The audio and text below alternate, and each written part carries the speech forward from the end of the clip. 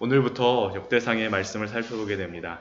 성경을 읽어보다 보면 가장 읽기 어려운 성경 중에 하나가 바로 이 역대상의 말씀이 아닌가라고 생각을 합니다. 저도 고등학교 때, 중학교 때도 하루에 한 3장씩 성경을 읽었었는데 이 읽다 보면 항상 이 역대상을 가게 되면 이거를 계속 읽어야 되는지 항상 고민을 합니다. 이게 이해도 안 되고 이 사람이 도대체 누구인지도 잘 모르겠고 오늘 특별히 저희가 아담서부터 시작되는 그러한 족보를 읽었는데 9장까지는 순수하게 족보만이 나오고 있습니다. 왜 이렇게 족보에 이렇게 많은 사람들, 이렇게 길게 족보가 기록되었는가라는 질문을 저희가 역대상을 보면서 질문을 한번 해보아야 됩니다. 왜냐하면 이 역대기의 말씀을 이해하려고 하면 전체적으로 역대기가 기록된 목적을 이해할 수 있고 왜 족보가 이렇게 기록되어져 있는지도 이해를 해야지만 전체적인 그러한 내용도 이해할 수 있기 때문입니다. 그래서 물론 이 족보 한 사람 한 사람에 대하여서 찾아갈 수도 있지만 그것보다는 전체적인 이 맥락 안에서 이 역대기의 족보를 살펴보는 것이 맞을 것 같습니다.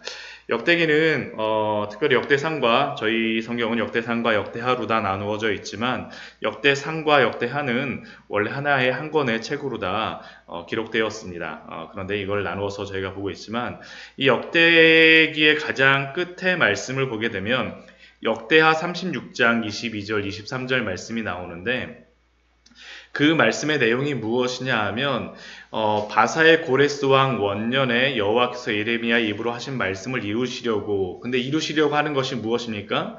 그 포로로 잡혀갔던 바벨론에 70년 동안 있었던 그러한 이스라엘 백성이 바사왕의 칙령에 의해서 해방되어져 나온 것이 기록되어져 있습니다. 결국 그러니까 이 역대상하의 기록은 이스라엘 민족이 포로의 그러한 모든 시간이 끝난 후에 해방되어진 다음에 쓰여진 성경이 바로 역대기의 그러한 말씀입니다.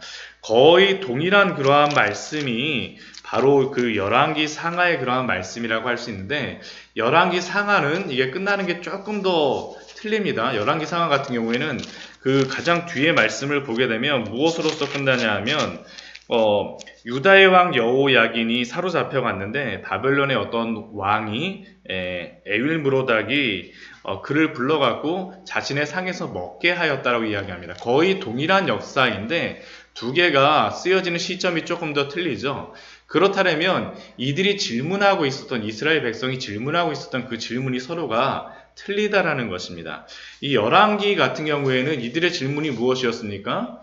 왜 우리가 멸망해야 되는지에 대한 질문이 사실 이스라엘 백성들에게 있을 수밖에 없었습니다. 왜 우리 민족이 하나님을 섬기고 또한 다윗 왕에게 주었던 그 언약, 영원한 언약이라고 하는 그 언약이 있었는데 왜 우리가 멸망했느냐라는 게 이스라엘 백성들의 질문이었다라면 거기에 대해서 답변을 해주신 게 바로 열왕기 상하의 말씀이라고 한다면 역대 상하의 말씀은 무엇이겠습니까?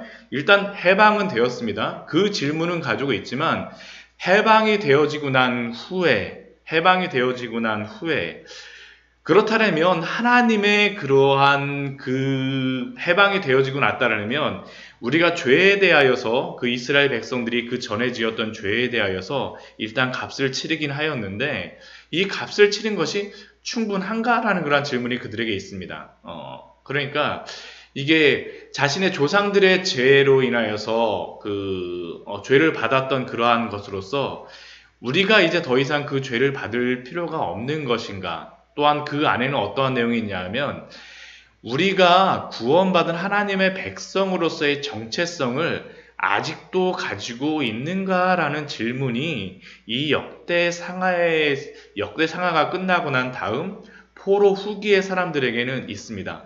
아직도 우리가 하나님의 백성인가? 일단 해방되어지기는 했지만 다시 돌아온 사람들입니다. 이 사람들은 스룹바벨 이후에 한 2세대 정도의 후에 그 사람들의 족보까지 기록이 되어 있는데 이 사람들이 돌아왔을 때 아직도 우리가 하나님의 백성으로서 언약의 백성인가라는 그러한 질문은 이 사람들에게 굉장히 중요한 질문이었고, 그러한 질문에 대하여서 답변을 해주는 것이 바로 이 역대 상하의 말씀입니다. 그리고 또 이들이 가지고 있는 질문이 또 무엇이겠습니까?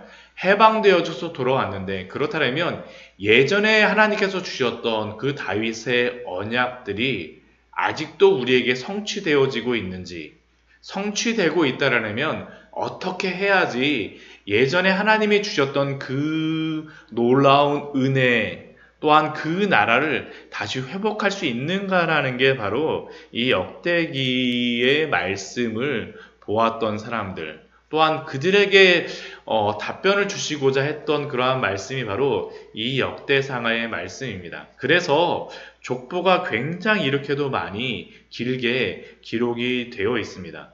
먼저 오늘 족보를 보게 되면 첫 번째 족보가 누구로부터 시작되어집니까? 아담으로부터 시작됩니다. 아담, 셋, 에노스라고 기록이 되어 있습니다. 왜 아담서부터 이게 그 족보가 소급해서 올라가겠습니까? 이스라엘 백성들은 보통 자기의 조상이라고 하면 누구로까지를 생각하냐면 아브라함까지를 생각합니다. 아브라함이 굉장히 중요한데 아브라함서부터 시작하면 되는데, 그래서 마태복음 같은 경우는 어떻게 됩니까? 마태복음 같은 경우에는 유대인에게 쓰여진 그러한 성경이라고 이야기를 하는데, 유대인에게 쓰여진 그러한 성경이기 때문에 아브라함과 다윗의 자손 이스라엘의 세계라 하면서 아브라함서부터 이렇게 이야기하는데, 역대기는 어떻습니까?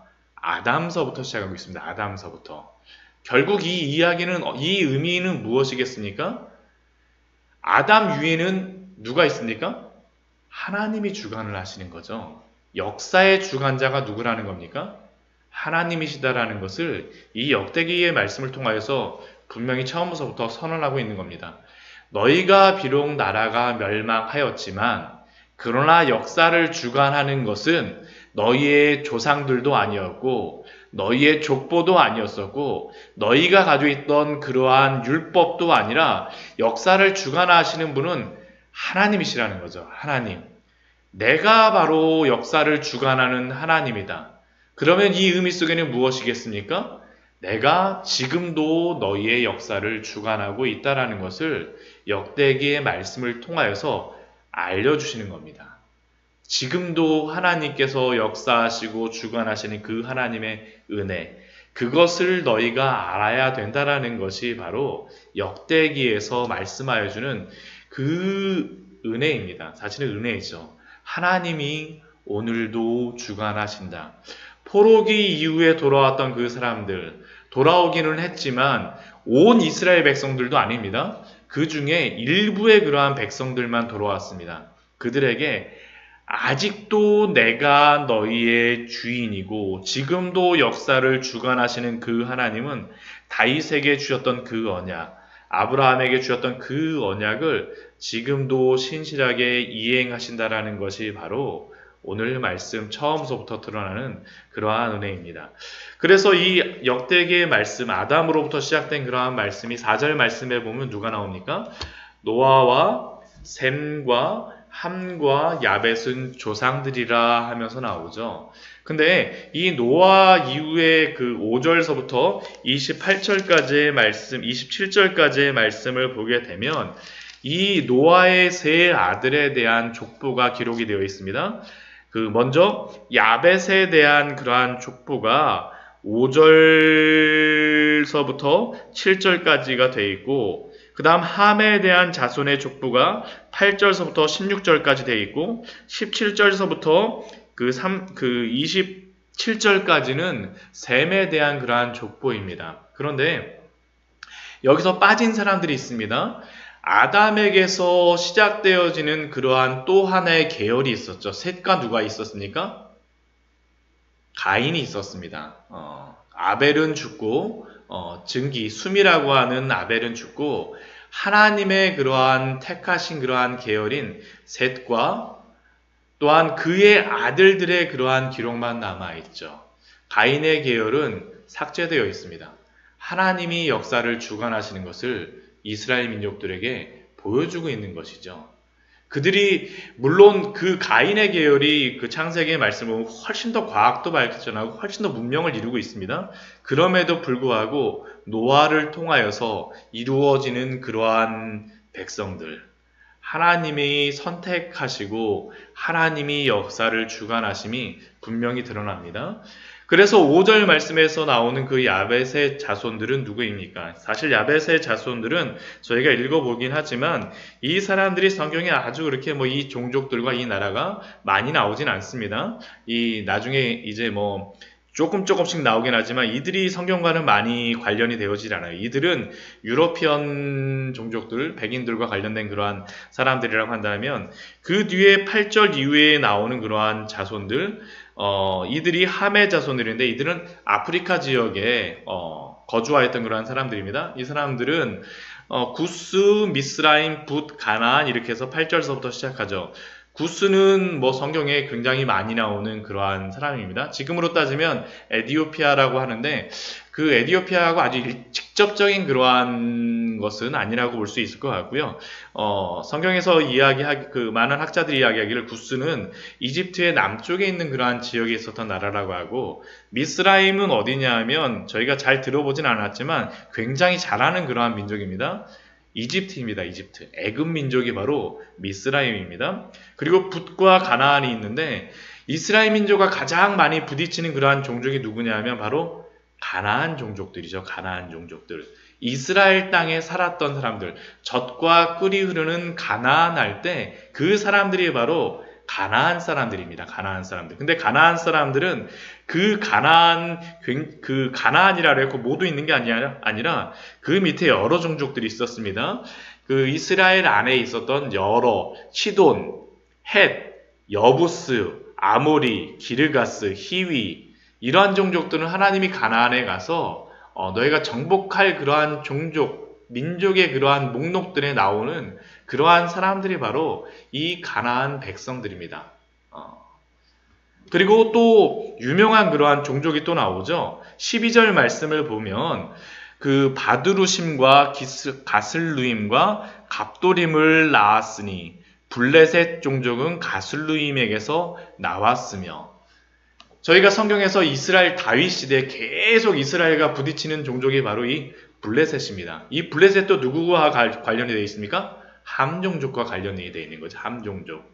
그러니까 이 성경의 구약, 특별히 구약 성경의 대부분 이스라엘의 역사에서 나오는 그러한 종족은 함 종족, 이스라엘 민족과 어떠한 적대적인 그러한 종족으로서 때로는 뭐 적대적이기도 하고 때로는 돕는 그러한 모습으로 나오기도 하는데 대부분 적대적인 모습으로서 나왔던 그러한 종족들이 바로 함의 자손임을 우리는 알 수가 있습니다. 이 사람들이 바로 아프리카의 그러한 지역들을 삼았던 그러한 사람이라고 할 수 있고요. 그 다음 또 나오는 사람들이 누구 있습니까? 셈의 종족이 17절 말씀에 보면 나오고 있죠. 셈의 종족은 누구입니까? 엘람과 아수르와 아수르도 여기에서 나옵니다. 셈 종족입니다. 아시안 계열의 그러한 사람들이고 아시아 쪽으로 그 땅을 점령했던 사람이라고 할 수 있습니다. 또 우스 같은 경우도 이게 이 아수르 지역에 있었던 그러한 뭐 그 지역의 사람들이라고 할 수 있고요. 이 대부분의 사람들이 결국에 메소포타미아 지역에 있었던 그러한 지역과 그 위쪽으로 다 그 아시아를 점령했었던 그러한 사람이라고 할 수 있습니다. 그런데 이 사람들, 이 셈 계열의 사람들에게서 누가 나옵니까? 24절 이후의 말씀을 보면 셈, 아르박삭, 셀라, 에벨, 벨레, 르우, 수룩 여기까지는 저희가 잘 모르죠. 근데 나홀과 데라, 아브라함 곧 아브라함은 조상들이요 아브라함의 자손은 이삭과 이스마엘이라. 결국 셈 종족에서 아브라함 자손이 나왔음을 또한 성경은 알려주고 있습니다. 근데 이 역대상 1장 말씀을 보게 되면 1장 4절 말씀을 보면 노아는 셈, 함, 야벳 이렇게 나오는데 이 뒤에 27절 말씀을 보면 어떻게 됩니까? 셈, 아르박사, 셀라 이렇게 나오면서 어떻게 됩니까? 가로를 친 것 같죠? 셈 자손이 가로를 친 것 같이 이렇게 나와 있습니다. 결국 이 셈 자손, 이스라엘 자손들을 통하여서 성경을 주관하고 있다는 것을 이스라엘 백성들은 이 족보를 통하여서 지금 발견하고 있는 것입니다. 또한 그 이후에 말씀을 보게 되면 8절 이후의 말씀에 보면 이스마엘에 대한 그러한 것이 나오고요. 또한 32절 말씀 또 이후에 또 보게 되면 아브라함의 또 다른 소실들에 대한 자손이 나오고, 또 34절 말씀에서 보게 되면 누가 나옵니까? 이삭의 아들은 에서와 이스라엘이라 하면서 에서 자손에 대한 것으로서 마지막에 이렇게 쭉 54절까지 정리가 되어져 있습니다. 그리고 중간에 보게 되면 43절 말씀을 보면 에돔 땅을 다스리는 왕의 목록, 이스라엘 백성이 아직까지 왕이 없었을 때에도 에서 자손들은 에돔에서 왕국을 이루었던 거죠. 왕의 그러한 왕이 통치하는 나라를 이루어갖고 에서 자손들이 먼저 그 땅에 있었다라는 것을 말씀하므로 오늘 말씀은 우리의 마무리되고 있습니다. 오늘 말씀을 통하여서 우리가 발견할 수 있는 사실은 무엇입니까?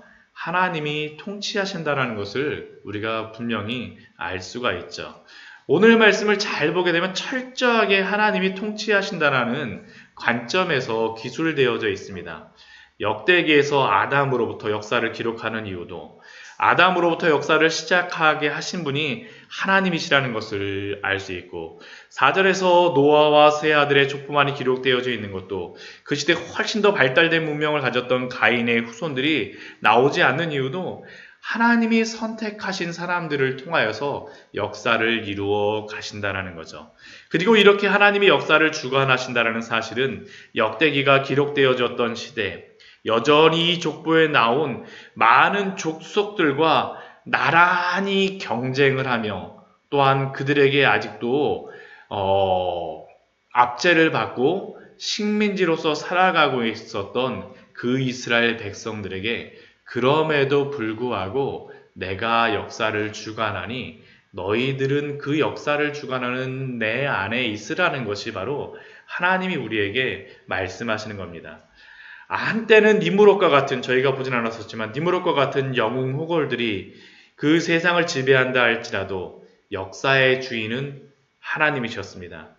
역대기의 시대, 페르시아의 위세가 아무리 막강하다 할지라도 그러나 그들도 역사의 주인이 아니라는 것은 분명합니다. 그리고 또한 이것은 우리 시대에도 동일한 줄 믿습니다. 많은 이 시대 속에서 때로는 크리스천들이 이 시대 속에 살아가다 보면 하나님이 정말로 살아계신가라는 그러한 질문을 하는 많은 분들을 제가 만나 뵙게 됩니다. 개인적인 환난을 통하여서 너무나도 힘들고 어렵다 보니까 가정의 그러한 여러 가지 환난을 통하여서 정말로 하나님이 나의 가정을 지켜주고 계신지, 그러나 하나님이 말씀하시는 것은 이 역대기의 사람들에게 말씀하셨던 것과 동일합니다. 역사를 주관하시는 분은 하나님이시라는 겁니다. 우리 부활에 대한 말씀을 예수님께서 말씀하실 때 답변하셨던, 사두개인에게 답변하셨던 것이 무엇입니까? 아브라함의 하나님, 이삭의 하나님, 야곱의 하나님. 하나님은 죽어있는 자들의 하나님이 아니라 살아있는 자들의 하나님이다. 그 이야기는 무엇입니까? 하나님은 지금도 살아계셔서 우리와 함께 하시고 하나님의 뜻대로 주관하신다라는 것을 오늘도 말씀하고 계신 줄 믿습니다. 그렇기에 우리의 믿음은 세상의 다른 것들, 보이는 것들에 우리의 믿음을 두어야 되는 것이 아니라 하나님께 두어야 됩니다. 오직 하나님께 우리의 믿음을 두며 그 안에서 살아가는 것들. 그렇기에 우리는 세상으로 돌아가는 것이 아니라 우리가 두 번째로 얻을 수 있는 것은 하나님께 돌아가야 됨을 또한 우리는 발견할 수가 있습니다. 하나님만 역사를 주관하신다라고 인정만 하면 안 되죠. 우리의 모든 삶을 그분께 맡겨야 됩니다. 우리가 돌아가야 될 분은 하나님입니다. 우리는 우리가 두려워하는 것을 섬기고 우리가 두려워하는 것을 따를 수밖에 없습니다. 만약 우리가 이 세상을 두려워한다면 어떻게 되겠습니까? 이 세상을 섬기고 이 세상을 따를 수밖에 없겠죠. 그러나 하나님이 이 세상을 주관하시는 참된 주관자시라고 하면 우리는 하나님을 두려워하며 하나님을 따를 것입니다. 그래서 성경은 우리에게 지속적으로 말씀합니다. 무엇을 말씀합니까? 여호와를 경외하라고 우리에게 말씀합니다. 왜냐하면 세상을 주관하시는 분이 여호와이시기 때문입니다. 여호와 경외에 대한 말씀은 계속 성경에서 반복해서 나오죠. 시편 34편 9절 말씀에도 보면 너희 성도들아 여호와를 경외하라. 그를 경외하는 자에게는 부족함이 없도다. 또한 시편 111편 10절 말씀에는 여호와를 경외함이 지혜의 근본이라. 그의 계명을 지키는 자는 다 훌륭한 지각을 가진 자들이니 여호와를 찬양함이 영원히 계속되리로다. 시편 115편 11절 말씀에는 여호와를 경외하는 자들아 너희는 여호와를 의지하여라. 그는 너희의 도움이시요 너희의 방패시로다. 말씀을 정리하도록 하겠습니다. 오늘도 하나님께서 이 역사를 주관하고 계십니다. 또한 우리의 삶도 주관하고 계시는 줄 믿습니다. 여호와가 이 삶을 주관하신다라는 것은 단순히 주관하신다라는 것이 아니라 여호와 하나님을 경외하며 그 안에서 또한 안식하라는 것도 우리에게 말씀하여 주시는 줄 믿습니다. 여호와를 참되게 경외함으로 여호와를 두려워함으로 여호와 하나님을 따르고 이 세상에 우리의 눈이 팔리고 우리의 정신이 팔린 것이 아니라 하나님께 소망을 두고 살아가시는 우리 귀한 성도님들 되시기를 축원드립니다. 우리